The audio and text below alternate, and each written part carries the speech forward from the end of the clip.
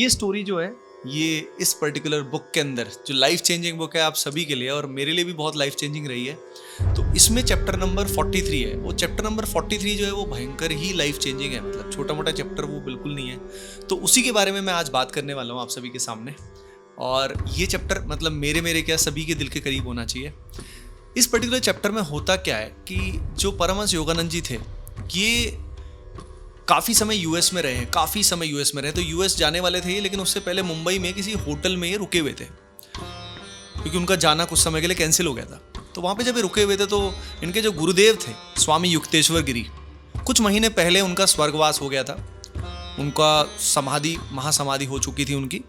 तो ये काफ़ी गुरुजी से बहुत ज़्यादा डीपली कनेक्टेड थे, बहुत ज़्यादा प्रेम करते थे उनसे, बहुत ही ज़्यादा।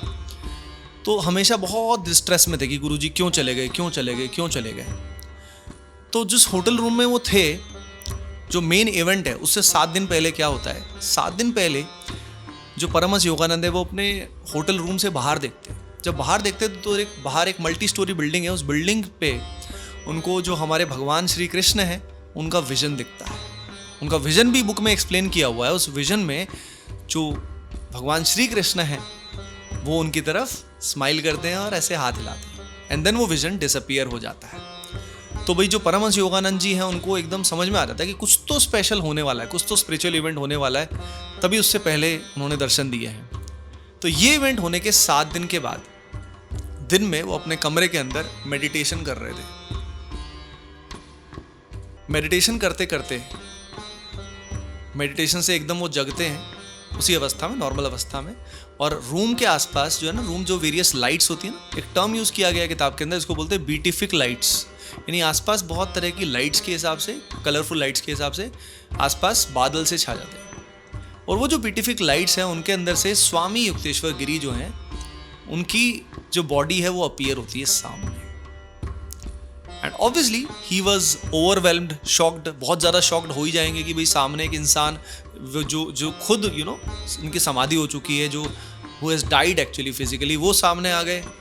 और कोई सपना नहीं है, रियलिटी है, सामने है।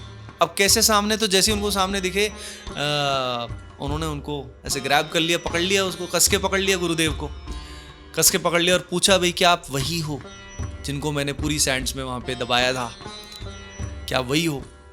उन्होंने फिर एक एक करके सारी चीज़ें बताई।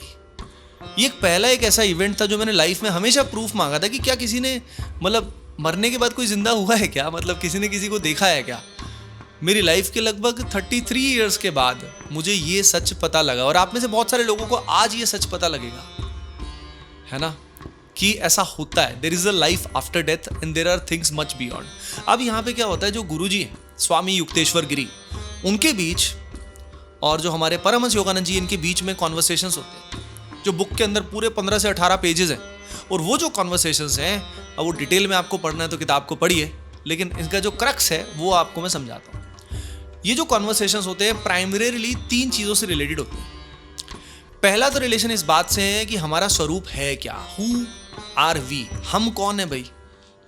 और सेकेंड पार्ट प्राइमरीली जो होता है वो इस बात से डील करता है कि भाई वंस दिस बॉडी डाइज, जो फिजिकल बॉडी है वो डाई करती है, तो उसके बाद क्या होता है, कौन कौन से प्लैनेट्स हैं या कौन कौन से रेल्म्स हैं, स्पिरिचुअल रेल्म्स जो एग्जिस्ट करते हैं। जैसे अर्थ एग्जिस्ट करता है, अर्थ की तरह और भी जगह एग्जिस्ट करती है, तो वो कौन कौन सी जगह है और वहाँ पे क्या क्या होता है।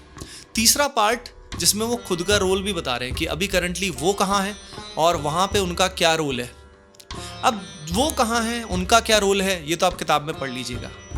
लेकिन इसमें 2 पार्ट्स जो हैं बहुत ही इंटरेस्टिंग, और बहुत ही इंटरेस्टिंग एक बहुत छोटा शब्द है, तुच्छ शब्द है ये बताने के लिए। लेकिन सबसे पहले जो एनकेजिंग है हमारी बॉडी की, हम जहाँ स्थित हैं वो कौन है, वो कहाँ है, तो बहुत ही ब्यूटीफुली उन्हें बहुत ही सिंपली एक्सप्लेन किया हुआ है कि हम जहाँ स्थित हैं, हम जो रियल में हैं, वो जहाँ स्थित हैं, जो स्वरूप है हमारा, उसके ऊपर 3 लेयर्स हैं। There are 3 layers. अब जो 3 लेयर्स है, इसमें top most layer I think आप सभी बता सकते हैं कौन सी है। सभी को पता है क्योंकि सभी वही हैं असल में। तो ये जो सबसे ऊपर वाली कवरिंग है ये हमारी है फिजिकल बॉडी, ग्रॉस बॉडी भी इसको बोल सकते हैं, या इसको हिंदी में स्थूल शरीर भी बोला जाता है। ये शब्द मेरे को जो हमारे प्रेमानंद महाराज जी है उनकी वजह से थोड़ी हिंदी भी बेटर होती जा रही है, आध्यात्मिक जो शक्ति है वो बढ़ती जा रही है। इसके बाद जो सेकंड लेयर है, वो सेकंड लेयर है हमारी सटल बॉडी, इसको सूक्ष्म शरीर भी बोला जाता है। अब ये अलग अलग लेयर्स जो हैं कैसी होती हैं, जैसे फिजिकल बॉडी तो अपने को साफ दिख रही है, सटल बॉडी हमें पता नहीं होती कि कैसी होती है। सटल बॉडी में हमारे और बाकी जो इमोशंस होते हैं, जो हमारी मेमोरीज होती हैं, जो कर्मा होता है बहुत सारा, वो सटल बॉडी, जिसको एक तरह से बहुत जगह सबकॉन्शियस माइंड टाइप की चीज़ भी बोलते हैं, वो अंदर रहता है। और जो चक्रास होते हैं जितने भी, वो सब उस सटल बॉडी के अंदर ही होते हैं। और उसके नीचे होता है कारण शरीर, या उसको कॉजल बॉडी भी बोलते हैं।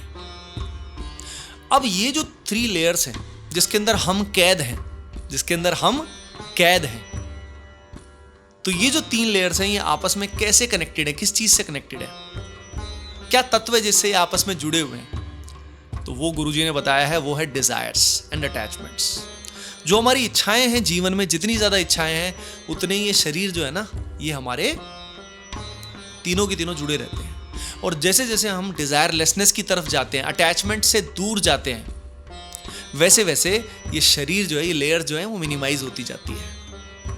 तो जिनकी जो हमारी बोलते हैं ना कि लगातार मरते हैं जीते हैं, बॉडी जाती है, तो बॉडी गारमेंट जैसे जैसे पुराना होता है, ये बॉडी तो निकल जाती है, फिजिकल बॉडी निकल जाती है, पर बाकी 2 केसिंग्स रहती हैं। यानी जो सटल बॉडी है और जो हमारी ये जो कॉजल बॉडी है, कारण शरीर, ये दोनों तो रहती रहती हैं। तो फिर से हमें दोबारा से शरीर मिलता है डिपेंडिंग ऑन आर कर्मा, जो हमारा क्रिएट हुआ है। या तो हमें अपर लेवल्स मिल जाएगा या हमें लोअर लेवल मिल जाएगा, depending on their karma. जिस भी तरह के कार्य हमने किए ओवरऑल, उसी के हिसाब से हमें अपना शरीर मिलेगा। उसको भोगने के लिए, उस कर्म को भोगने के हिसाब से हमें जो हमारी कौन सी बॉडी है, ग्रॉस बॉडी, वो नई मिल जाएगी जैसे जैसे ये ओल्ड हो जाएगी, जब ये खत्म हो जाएगी उसके बाद। तो इससे बहुत ही क्लियर हो जाता है रास्ता, जो स्पिरिचुअल रास्ता है अपने लिए, जो अल्टीमेट गोल है हम सबका, जहां पहुंचना हमें है, हमें खुद के स्वरूप को पहचानना है। और जो ये केसिंग्स हैं ये हमें खत्म करनी है, या ये अपने आप ही धीरे धीरे खत्म हो जाएगी, और जो हमारा स्वरूप है वो प्रकाशित हो जाएगा, है ना, क्योंकि है तो हम वही, ये तो बात सत्य है।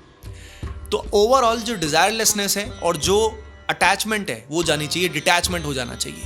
अब ये जो कंसेप्ट है, ये समझना समझाना, डिटैचमेंट एंड ऑल, ये बहुत डिटेल में जो हमारे महापुरुष हैं उन्होंने बहुत किताबों में भी बताया है, और बहुत सारे महापुरुष हैं जो इसके प्रवचन भी देते हैं, उनके आप सुन सकते हैं। बाकी अगर आप चाहते हो कि मैं भी बीच बीच में इस तरह की चीज़ों को, क्योंकि मेरा पर्पज़ इन वीडियोज़ को बनाने का यही है कि मैं बहुत ही सिंपल वे में चीज़ों को एक्सप्लेन कर पाऊँ, है ना। तो ये जो पर्टिकुलर उन्होंने एक्सप्लेन किया, ये इतना डिवाइन है ना, क्योंकि बहुत बेसिक लेवल पे उन्होंने क्लियर कर दिया सारे कंसेप्ट्स कि हम फंसे कहाँ हुए हैं भाई। और हमने क्या है ना, खुद को मान लिया है कि हम कौन है, हम या तो ये थॉट्स हैं, या हम फॉर एग्जाम्पल ये जो बहुत सारा ये जो बॉडी है ये हम हैं, लेकिन असल में हम इनके अंदर छुपे हुए हैं। जो हमारा रियल स्वरूप है वो तभी प्रकाशित होगा जब ये तीनों पार्ट निकल जाएंगे। यानी जो हमारी ये वाली इंडिविजुअलिटी है ना, जिसको हम ईगो भी बोलते हैं, ये जब तक वैनिश नहीं होगी तब तक हमारा खुद का स्वरूप प्रकाशित नहीं होगा। इसीलिए बोला जाता है कि सेल्फलेस वर्क करो, सेल्फलेस वर्क करो। जितना ज़्यादा निष्काम कर्म करते हो, जितना ज़्यादा सेल्फलेस एक्टिविटीज़ करते हो, माइंड प्योरीफाई होता है, इच्छाएं कम होती जाती हैं, और जैसे जैसे डिटैचमेंट होगा, डिज़ायरलेसनेस होगी, उतना हम अपने स्वरूप के करीब आएंगे। इसीलिए तो जो हमारे अच्छे संत होते हैं, बड़े संत होते हैं, रियल में जो महापुरुष हैं, वो धीरे धीरे भगवान जैसे ही हो जाते हैं। क्यों हो जाते हैं? क्योंकि eventually they move towards that the real स्वरूप, डिज़ायरलेसनेस हो जाती है ऑलमोस्ट। और ऐसे संत और ऐसे लोग ऑब्वियसली बहुत कम होते हैं। कहना बहुत आसान है कि वेरी सिंपल है यार, जो हमारे सुप्रीम गोल है कैसे अचीव होगा भाई? डिज़ायरलेसनेस, निष्काम कर्म करो, डिटैच हो जाओ, और धीरे धीरे धीरे धीरे सारा काम हो जाएगा। पर हम इतने ज़्यादा एंटेंगल्ड है कि असल में ये करना आसान थोड़ी ना है किसी भी एंगल से। अब वो एक अलग एंगल है। तो ये चीज़ उन्होंने स्वामी जो युक्तेश्वर गिरी हैं उन्होंने एक्सप्लेन किया इस बुक में बहुत क्लियरली कि ऐसा ऐसा होता है। और उन्होंने वेरीफाई भी किया कि जो हमारे स्क्रिप्चर्स हैं वो बिल्कुल सही है। जो भी हमारे ओल्डेस्ट स्क्रिप्चर्स हैं, जो सनातन धर्म के स्क्रिप्चर्स हैं, all of them are bullseye. उन्होंने उसको वैलिडेट भी कर दिया। तो आज के टाइम में जो बहुत सारे लोग ऐसा बोलते हैं कि सारे स्क्रिप्चर्स ये हैं वो है, भाई साहब किस दुनिया में जी रहे हो? ये जो स्क्रिप्चर्स हैं, these are validated by somebody who died and reappeared.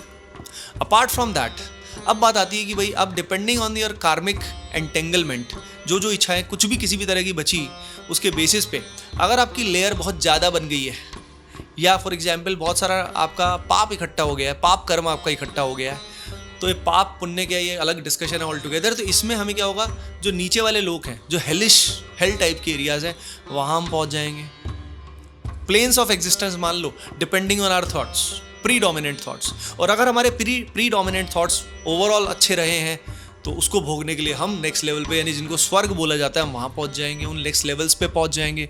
लेकिन ये भी हमारा अल्टीमेट गोल नहीं है, क्योंकि अगर हम नेक्स्ट लेवल पे पहुँच जाएंगे, मान लीजिए ये अर्थ है और ये अर्थ से ऊपर 7 जो लेयर्स हैं ये बहुत अमेजिंग है, और जो लोअर 7 लेयर्स हैं, 7 लोग जो हैं वो मतलब बुरे हैं, तो नेचुरली यहाँ पे हमें अच्छा लगेगा, सुख की अनुभूति होगी, लेकिन यहाँ पे हमें पेन बहुत ज़्यादा मिलेगा।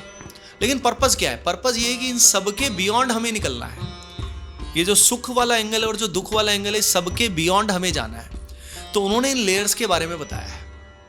तो अगला जो पार्ट है स्टोरी का, चैप्टर नंबर 43 का, वो है जिसमें वो बताते हैं कि जो ये लोकाज हैं वो कैसे कैसे होते हैं। तो उन्होंने क्लियरली बताया कि अर्थ के अंदर ना जैसे मिक्स्ड तरह के लोग होते हैं।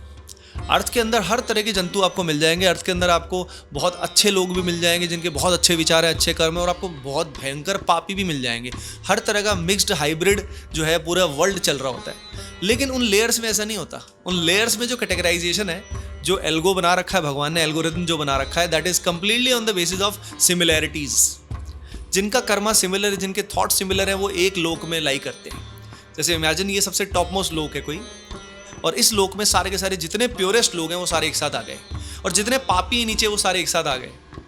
समझ रहे हो? तो अर्थ जो है एक तरह से बहुत सारे स्वर्ग और बहुत सारे नर्क का मिक्सचर है। एक तरह से अर्थ एक मिक्स प्लेस है, राइट? तो वहां पे भी लेकिन क्या होता है कि उन्होंने क्लियरली बताया था कि वहां पे जो लोग होते हैं, चाहे वो अपना अर्थ, चाहे फॉर एग्जाम्पल स्वर्ग टाइप का एरिया है, या फॉर एग्जाम्पल नर्क हेलिश टाइप का एरिया है, या जन्नत जहन्नुम, कुछ भी बोल दो, वहाँ पे भी इवेंचुअली अगर किसी को मुक्ति पानी है, यानी ये सारी लेयर्स खत्म करने का जो काम है, वो उसके लिए उसको अर्थ पे दोबारा आना पड़ता है। तो ये जो एंटेंगलमेंट है चलती रहती है। तो इसलिए हम सब जो अर्थ के वासी हैं इस समय पे, धरती पे जो इस समय आए हैं, और जो हमें ये अमूल्य प्राइसलेस शरीर मिला है, ये गोल्डन अपॉर्चुनिटी है। इसमें एक भी लम्हा, एक भी समय, एक भी हमें वेस्ट नहीं करना चाहिए। We must strive to achieve the supreme.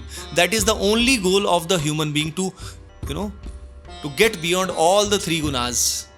And जो ये लोकाज है, इसमें कहीं जाने की कोई जरूरत नहीं है। जो नेक्स्ट लेवल है, खुद का स्वरूप पहचान जाने वाला, वही एक सुप्रीम रियलिटी है। उन्होंने इसमें, इस प्रोसेस में एक लोक के बारे में बहुत डिटेल में बताया। जैसे कि इन्होंने बताया हिरण्य लोक के बारे में। हिरण्य लोक कैसा है, वहाँ पे लोग कैसा रहते हैं, कितने सालों तक जीते हैं। तो वहाँ पे जो लोग हैं वो 500 से 1000 साल तक जीते हैं हिरण्य लोक में। वो जो लोग हैं जो निर्विकल्प समाधि से भी ऊपर के लेवल तक पहुँच चुके होते हैं, वही वहाँ पे मतलब कट ऑफ, एक तरह से जो कट ऑफ है वो ये है कि समाधि अचीव होनी चाहिए, तब जाके आप उस रेल्म में आ पाओगे, हिरण्य लोका में। वहाँ पे लोगों में जो आपस में डिस्कशन करना होता है, उसके लिए उनको बोलना नहीं पड़ता। वहाँ पे सिंपली थॉट से ट्रांसफरेंस हो जाता है। तो कोई भी कंफ्यूजन नहीं है। अर्थ पे कितना कंफ्यूजन होता है, लड़ाई झगड़े होते हैं इस चक्कर में, क्योंकि हम बोलते कुछ है, कोई समझता कुछ और है। वहाँ पे बोलने की ज़रूरत ही नहीं है भाई। वहाँ पे सीधा कॉन्वर्सेशन हो जाता है, माइंड से ही हो जाता है, बात खत्म हो जाती है। वहाँ पे लोग खाते क्या हैं, वहाँ पे नॉर्मल लाइट्स के बहुत सारे बगीचे होते हैं, जिनसे आराम से फ्रूट वेजिटेबल्स जो है लाइट्स के फॉर्म में दे ईट इट। उसके अलावा वहाँ पे एक बहुत अमेजिंग प्रोसेस होता है जो मेटामॉर्फोसाइज बोल सकते हैं उसको, मेटामॉर्फोसिस बोल सकते हैं उसको, जिसमें एक जो एंटिटी है वो दूसरी फॉर्म में एग्जिस्ट कर सकती है, चेंज कर सकती है। जैसे कि फॉर एग्जांपल कोई वहाँ पे ह्यूमन फॉर्म में अगर है, ह्यूमन जैसी फॉर्म में है, तो वो वहाँ पे एक टाइगर बन सकता है। जो टाइगर है वो मछली बन सकता है, फिश बन सकता है। यानी हम अपनी फॉर्म जो है वहाँ पे चेंज कर सकते हैं। इस तरह की पावर यहाँ होती है। जो अर्थ के ब्लेमिशेस हैं, जैसे कि यहाँ पे इंसेक्ट्स होते हैं, यहाँ पे बीमारियाँ होती हैं, जो ओल्ड एज होती है, डिजीज़ होता है, ये प्रॉब्लम्स वहाँ होती नहीं है। यहाँ पे अकाल मृत्यु होती है, वहाँ पे अकाल मृत्यु का कोई इशू नहीं है। यानी ओवरऑल भयंकर सुख है। लेकिन वहाँ पे भी लोग इवेंचुअली मरते हैं, वहाँ पे भी वो फाइनल मुक्ति का स्पेस नहीं है। वहाँ पे और भी बहुत अमेजिंग चीज़ें हैं। वहाँ पे क्लियरली बताया था कि जो वो उनका शरीर होता है, उस शरीर में जो स्वरूप होता है, उनकी ये दोनों आंखें जो होती हैं ये हल्की सी खुली होती है, और ये जो बीच वाली आई होती है जो वर्टिकली प्लेस्ड होती है, जो हमारे शिव जी जो हैं उन पर भी दिखाई देती है, वो प्रॉपर ओपन होती है, दैट पर्टिकुलर आई, राइट। तो इस तरह का स्वरूप वहाँ पे पाया जाता है। ये सब उन्होंने डिटेल में बता रखा है उस चैप्टर में। अब इस सब से हमें क्या समझ में आता है? आई थिंक आप सबके लिए हो सकता है ये सारी बातें बहुत बहुत शॉकिंग रही होंगी। तो आप एक बार, अगर आपके पास ये स्टोरी पहुंच गई, इसका मतलब प्रभु का आदेश आ चुका है, आपकी लाइफ अगले 1-2 साल में चेंज हो जाने वाली। जिसने भी ये वीडियो देखा है, आगे कभी कमेंट करके बताना कि लाइफ में कुछ बदलाव आए क्या। क्योंकि एक बात कही जाती है, the book finds you once you are ready. तो I think you all are ready to find the book right now. तो एज सुन एज पॉसिबल अपने आप ही उसको ग्रैब कर लोगे, मेरे कहने की कोई ज़रूरत है ही नहीं। And you will read that book every line 1 by 1 and it will change your life for ever. और मैं तो हमेशा हूँ ही भाई, एक दूसरे को हम लोग आगे पुश करते रहेंगे, गाइड करते रहेंगे। ठीक है, तो ये स्टोरी यहीं तक थी। मिलते हैं अपन लोग नेक्स्ट स्टोरी के अंदर, है ना। चलिए।